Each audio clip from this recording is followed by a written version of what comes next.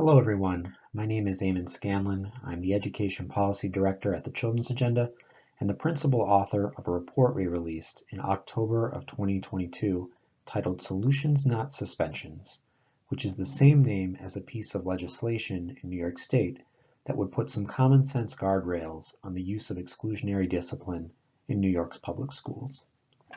Now, let's get started. The Children's Agenda is a small nonprofit based in Rochester, New York, that does not take government funding from or run any specific program. We advocate for effective policies and drive evidence-based solutions for the health, education, and success of children. We're especially committed to children who are vulnerable because of poverty, racism, health inequities, and trauma. The Children's Agenda researches and writes policy briefs. We also collaborate with parents, community members, and other organizations to build advocacy campaigns that secure changes at the local, state, and national level. Some examples are increased state funding for childcare and pre-K to 12 education. The Solutions Not Suspensions report is about the push out of kids from New York schools and childcare settings and how we can stop it, and why we need to support educators and caregivers in implementing alternatives. The report summarizes the current research on why suspensions are harmful and deepen inequities in our society.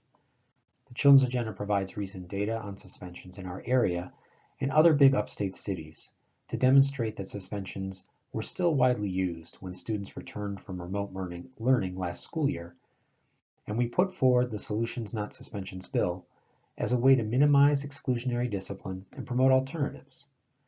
We show through survey data of 124 educators and caregivers in our region that there is support for eliminating suspensions and promoting alternatives among educators. And finally, we have scientific polling data of 600 parents in Monroe County, which signals overwhelming support from parents for key components of the Solutions Not Suspensions bill. The Children's Agenda wrote this report in support of the Solutions Not Suspensions campaign, which is a coalition of over 20 organizations across New York State that include youth, parents, legal experts, and policy advocates. The coalition website is solutionsnotsuspentionsny.org. Exclusionary discipline is the removal of a child from a school or childcare setting. For simplicity, we will refer to these as suspensions, which may be in school, out of school, or in an alternative placement, and can last up to an entire year, known as expulsion. Suspensions are harmful because dozens of research studies over the last few decades have shown suspensions associated with poor outcomes for children. Suspensions lower the trust and identification children have with their school. Each day a child is suspended is associated with lower math and reading scores. Children are less likely to graduate high school or college, and most troubling, they have an increased likelihood of being arrested or incarcerated. Unfortunately, according to some of the most recently available data, exclusionary discipline is extremely common. In the 2015-16 school year, there were a staggering 2.7 million out-of-school suspensions across the U.S. and 120,000 student expulsions. In 2017-18, there were 2,822 pre-K students suspended. For this report, we requested suspension data under the Freedom of Information Law from all of the school districts in Monroe County, the rest of the Big Four upstate cities, as well as select districts in New York City and on Long Island. The 15 school districts that replied to our requests showed a total of 15,306 students being suspended at least once last school year, and a total of 134,712 school days missed due to suspensions.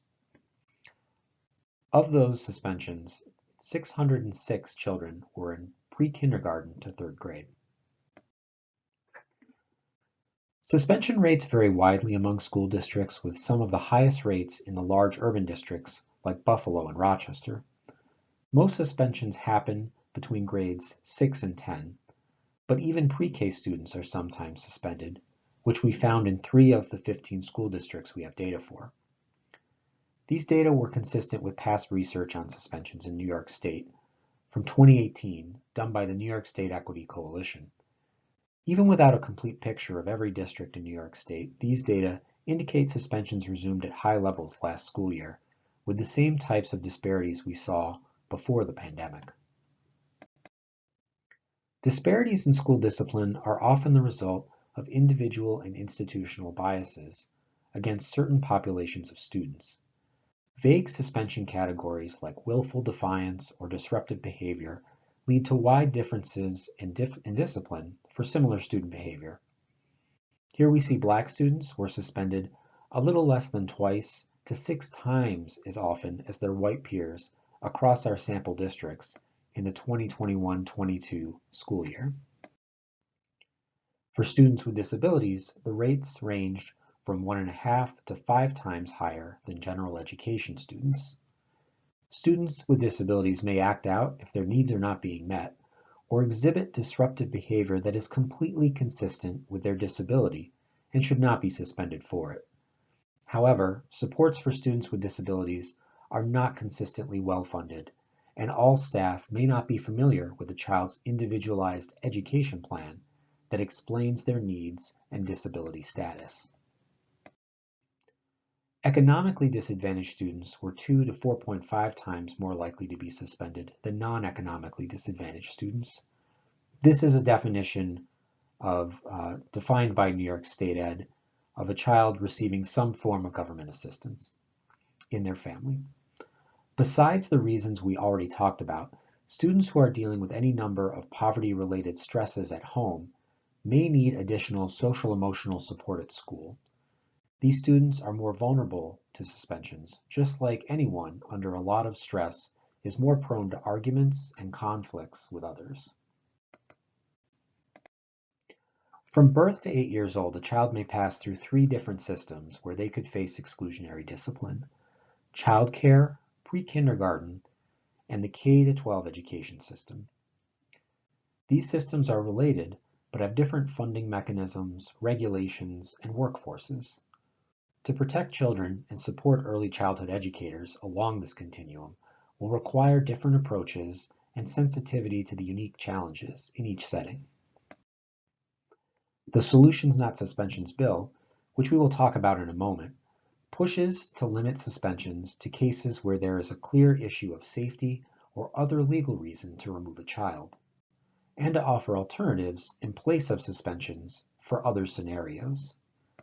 Some evidence-based alternatives include social-emotional learning, positive behavior interventions and supports, known as PBIS, restorative practices, and a multi-tiered system of supports, known as the pyramid model.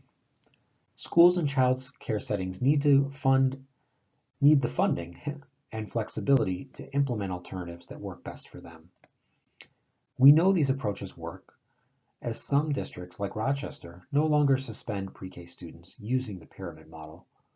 We also see within districts that some schools have very low suspensions and others very high, showing the importance of school leadership in promoting alternative approaches. The solution is to change New York State's discipline policies to limit the use of suspensions and promote alternatives. The Solutions Not Suspensions bill would: 1. Require school codes of conduct to include restorative approaches to discipline. Restorative approaches or restorative practices is a method of building relationships, resolving conflict, and investigating behind the harm of when students act out. It is a growing practice within schools, and research has shown it to be particularly effective. 2. Limit the use of suspensions for students in pre-kindergarten through 3rd grade. This would not completely eliminate the use of suspensions under federal law, but would only be permissible in those extreme cases. 3rd, shorten the maximum length of suspensions from 180 to 20 school days. This is currently the law is 180 days, which is a full school year. This would be applying to just one single infraction. 4th, prohibit suspensions for minor infractions. These are nonviolent or small minor issues, often where we see bias because they are open to interpretation by those handing out discipline.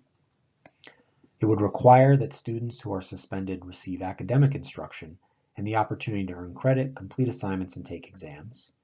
Currently, under New York State law, there is the ability for students to receive up to 2.5 hours of instruction, but they do not receive the full day of instruction, and often this is not even met throughout districts in New York State. 6, require charter schools to follow state education law on student behavior and school discipline. Charter schools are also public schools, and it's important that every public school follows the same discipline policies. The Children's Agenda commissioned a scientific poll of 600 Monroe County parents over the summer and found overwhelming support for key provisions of the Solutions Not Suspensions bill. 84% supported eliminating pre-K to third grade suspensions to all but the most extreme cases. Support was also very high regardless of race, party affiliation, or zip code. There was strong support for alternatives in place of suspensions like behavioral interventions at 87%, counseling at 86%, and peer mediation at 82%. There was also strong support for limiting suspensions in all grades to no more than 20 days, with 64% support from all parents. This is an anonymous scientific poll, and we can guess that this would apply then to anybody living in Monroe County as a parent would likely hold this level of support.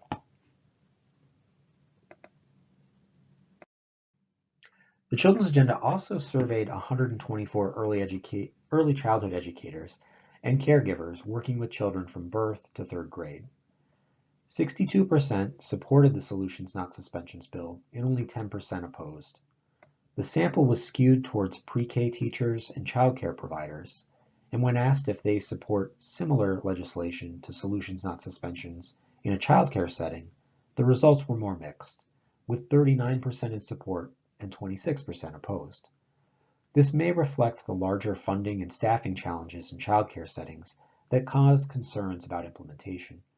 It may also reflect the sample including a large number of childcare providers who are more supportive of these changes in theory, but reluctant when it directly affects them. Still, overall, there was a surprising level of support and openness to these changes under the right circumstances. However, we do caution that this was a survey and not a scientific poll, and these results only apply to those who filled it out. Most encouragingly, 96% of those surveyed reported at least using one discipline alternative.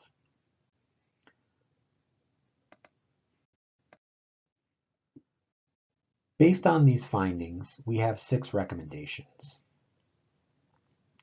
This presentation is an overview of the report's findings and recommendations. The full report is posted on our website at thechildrensagenda.org. We understand that these issues are complex, and we would also like to hear from you. The policy recommendations include passing the Solutions Not Suspensions bill in the 2023 legislative session, requiring the implementation of at least one alternative intervention strategy in every school's code of conduct. This is also part of the legislation, and implement New York State's culturally responsive sustaining education framework. This framework is important in promoting understanding across cultures and tamping down on bias. 4, ensure funding, support, and professional development for educators to implement these alternatives. It's important that every school or childcare setting has the resources to make these changes. Adopt parallel legislation in childcare settings and strengthen oversight, support, and coaching for providers. And finally, we need greater transparency and equity for accountability. We must record all student removals and make that data submitted to New York State Education Department publicly available. For parents, educators, and community members who want to support these changes, we have several opportunities to get involved. First, you can go to www.thechildrensagenda.org and click Take Action to become a part of our advocacy network. There is also a petition on our website you can sign to the governor in support of these changes. Thank you for watching, and we hope you will join us in this fight for putting common sense guardrails on exclusionary discipline.